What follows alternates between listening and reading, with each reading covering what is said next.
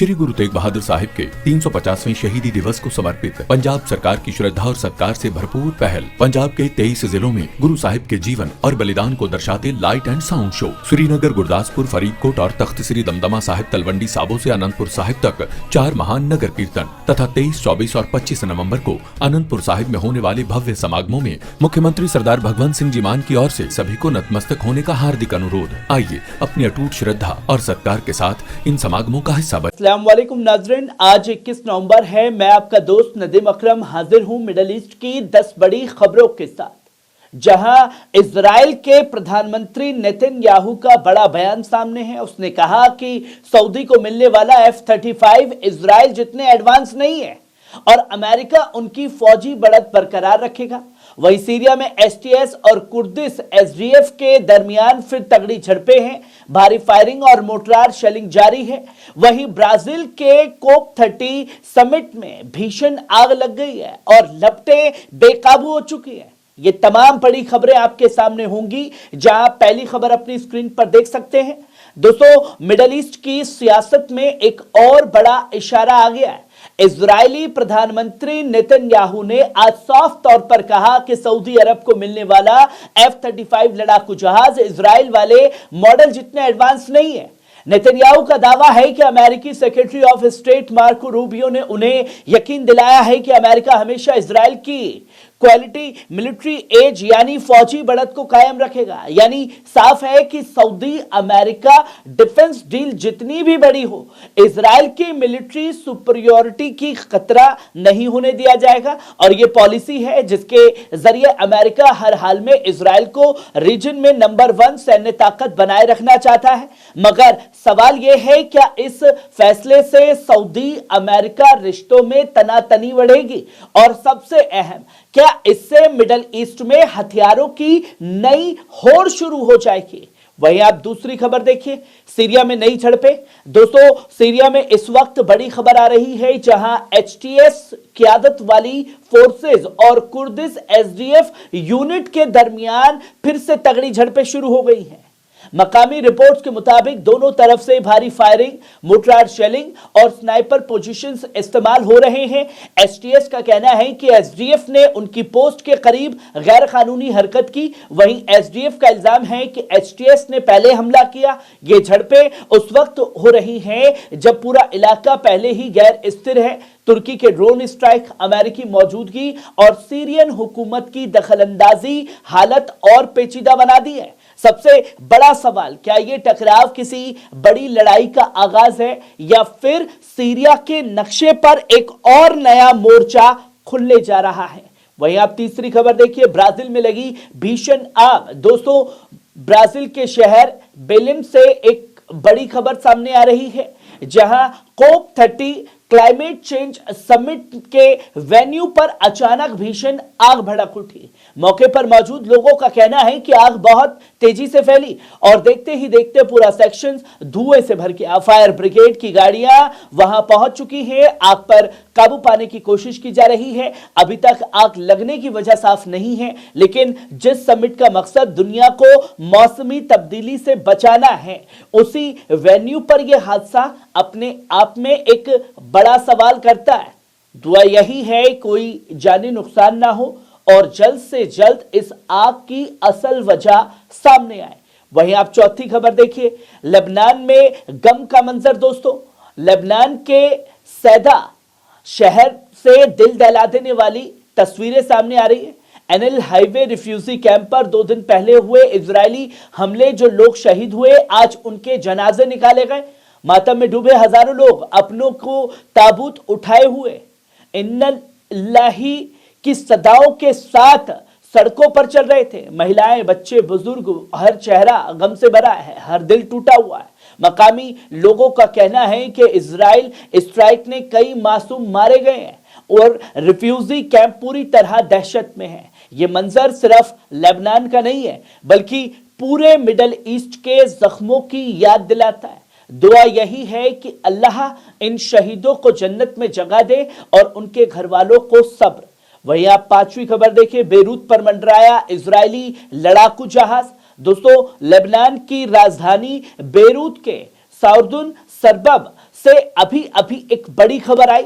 मकामी लोगों ने बताया कि इजराइल का एक लड़ाकू जहाज शहर के ऊपर बेहद निचली उड़ान में मंडराता हुआ देखा गया। आमतौर पर यह इलाका हिजबुल्लाह का मजबूत गढ़ माना जाता है और ऐसे वक्त में इजरायली फाइटर जेट का हवा में दिखाई देना पूरे माहौल को और ज्यादा तनाव बना रहा है। लोगों ने बताया कि जहाज की आवाज इतनी तेज थी कि कई घरों की खिड़कियां तक कांप उठी हैं।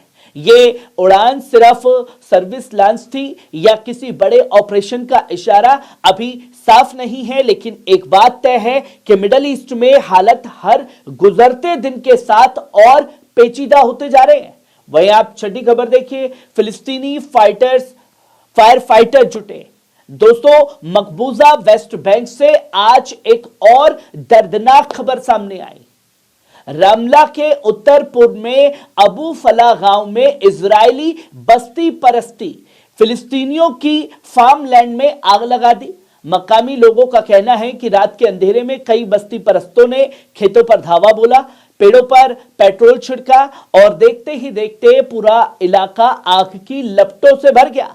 इस आग को बुझाने के लिए फिलिस्तीनी फायर फाइटर जान जोखिम में डालकर पहुंचे, लेकिन तेज हवा और सूखी जमीन की वजह से लपटें तेजी से फैलती चली गईं। वहीं आप सातवीं खबर देखिए, IAEA ने ईरान पर लगाया सख्त दबाव। दोस्तों, वियना से आज बहुत बड़ी खबर आई है।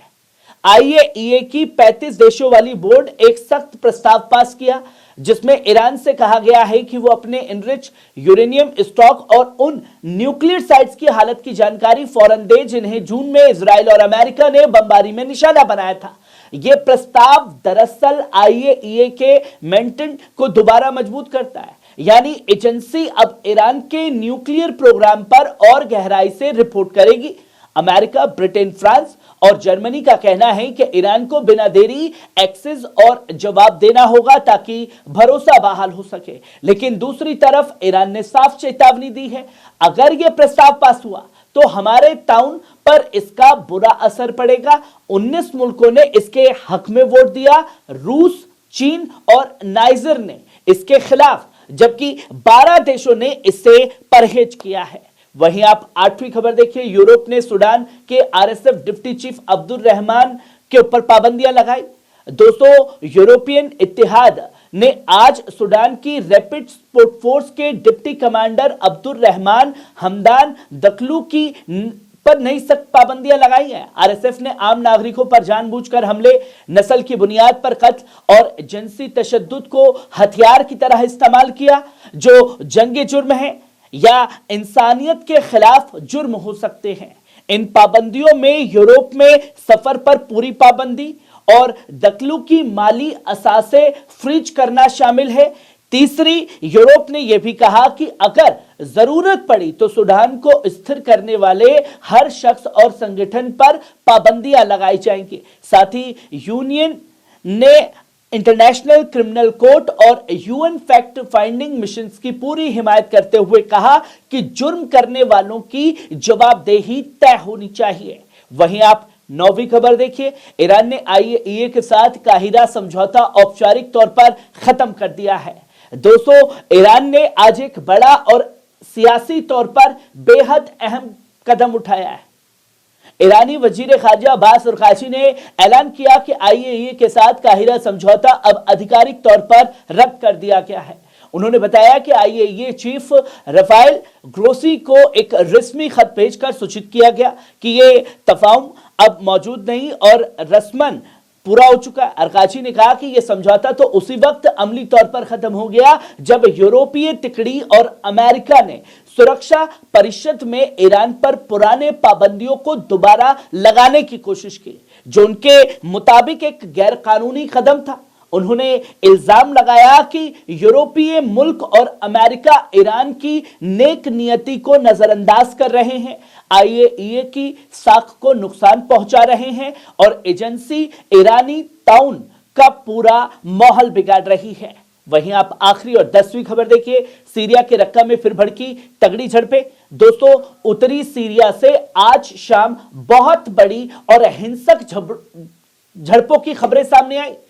मकामी सूत्रों के मुताबिक अली और मदन पूर्वी रक्का सुरल इलाके में गवर्नमेंट की मिनिस्ट्री ऑफ डिफेंस फोर्सेस और कुर्दिश की एसडीएफ के दरमियान फिर से भारी टकराव शुरू हो गया। रिपोर्ट के मुताबिक दोनों तरफ से मध्यम और भारी हथियार इस्तेमाल किए जा रहे हैं और लफ्जों में कहें तो लड़ाई काफी शदीद है। कुछ घंटे पहले एसडीएफ ने दावा किया था कि गानिम अली फ्रंट पर हालात काबू में हैं और सीरिया की सरकारी फैक्शंस और आर्टिलरी शेलिंग में कोई जानी या माली नुकसान नहीं हुआ है। लेकिन ये सुकून ज्यादा देर नहीं चला और लड़ाई फिर से भड़क उठी। एसडीएफ ने सीधे सीधे मिनिस्ट्री ऑफ डिफेंस समूहों को इल्जाम दिया कि जो इलाके में अनावश्यक तनाव पैदा कर रहे हैं और आम नागरिकों की जान खतरे में डाल रहे हैं, उन्हें बख्शा नहीं जाएगा। ये तमाम बड़ी तस्वीरें मिडिल ईस्ट से सामने आ रही हैं। आपको कैसी लगी मिडिल ईस्ट की 10 बड़ी खबरें? कमेंट बॉक्स में आकर के अपनी राय जरूर दीजिएगा। शुक्रिया।